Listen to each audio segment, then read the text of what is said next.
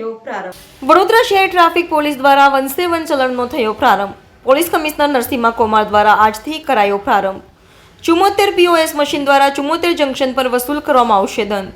Signal તોડવું, helmet નહીં પહેરવો, બાકી ચલણ, ટ્રાફિક નિયમોના ભંગ બદલ સ્થળ પર જ વસૂલાશે દંડ. ઓનલાઈન પેમેન્ટ નહીં કરી શકનારા વાહન ચાલકો POS મશીન દ્વારા કરી શકશે પેમેન્ટ.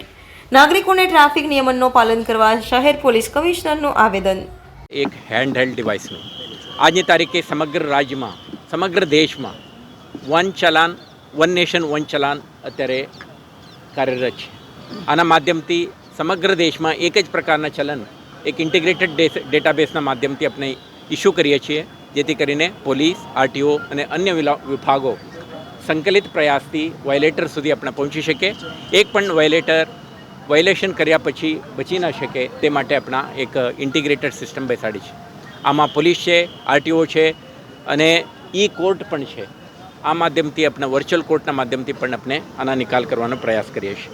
આજે જે હેન્ડહેલ્ડ ડિવાઇસ તમે ડેમોન્સ્ટ્રેશનમાં જોઈ શકશો, કેટલાક નાગરિકો જેમને ચલાન મળે છે એમને 2 ઓપ્શન છે. એક ઓનલાઈન પેમેન્ટ કરવા માટેનું.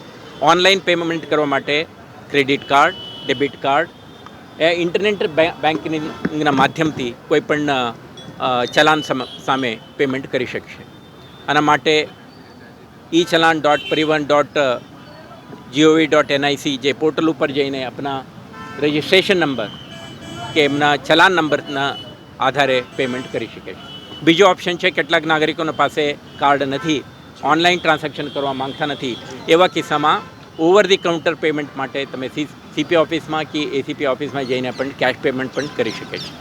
અત્યારે આ ડિવાઇસ આપણે 75 જંકશનમાં આ હેન્ડહેલ્ડ ડિવાઇસ સાથે ASI હેડ કોન્સ્ટેબલને આપણે તૈનાત કરવાના છીએ. આના માધ્યમથી કોઈ પણ વાહન ચાલક એમના વાહન સામે કોઈ પડતર ચલાન હોય તો આના પેમેન્ટ ત્યાં પોઈન્ટ ઉપર હાજર હેડ કોન્સ્ટેબલ કે ASI કે કોન્સ્ટેબલના હાજરીમાં પેમેન્ટ કરી શકે છે. આ માટે ડિવાઇસ આપો.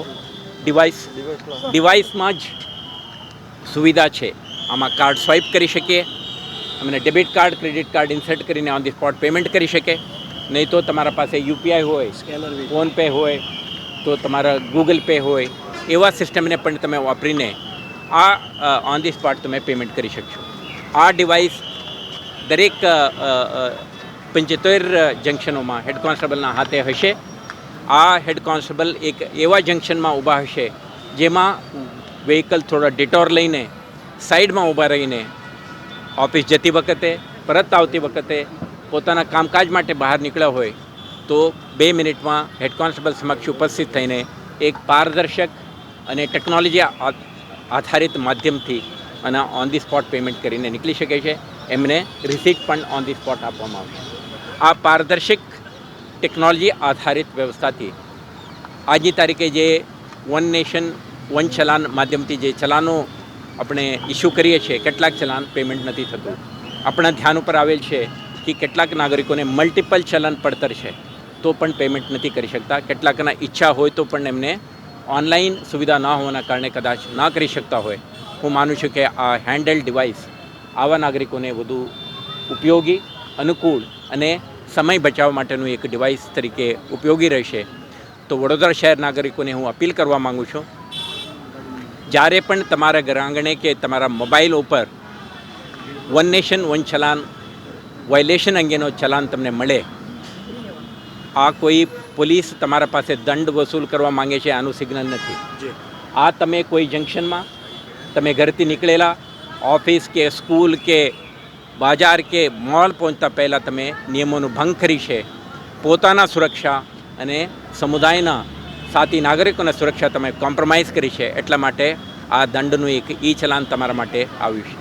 તો એક વખત આવે દંડ પેમેન્ટ કરો અને સાથે સાથે સંકલ્પ કરો કે ફરીથી ક્યારે નિયમનો ભંગ કરીશ નહીં અને ભવિષ્યમાં આ પ્રકારના વાયોલેશન ના થાય તે અંગે પૂરતી ધ્યાન રાખીશું. એવા એક કમિટમેન્ટ જતાવે તો આપણે કોઈ પોલીસને એમને રોકીને કે એમના મોબાઈલ ઉપર ચલાન મોકલવાની નોબત ના આવે.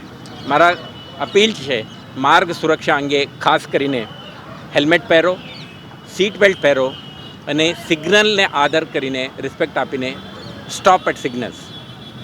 ત્રીજું, please don't drink and drive, please don't jump signals અને રોંગ સાઈડમાં ક્યારેય ડ્રાઈવ કરવાનો પ્રયાસ ન કરો.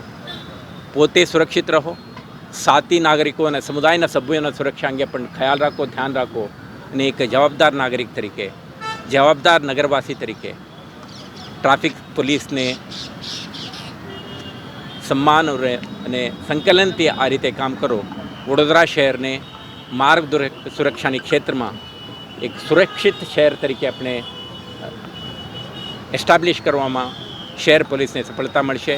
આપનું સાથ સહકારનો અપેક્ષા છે.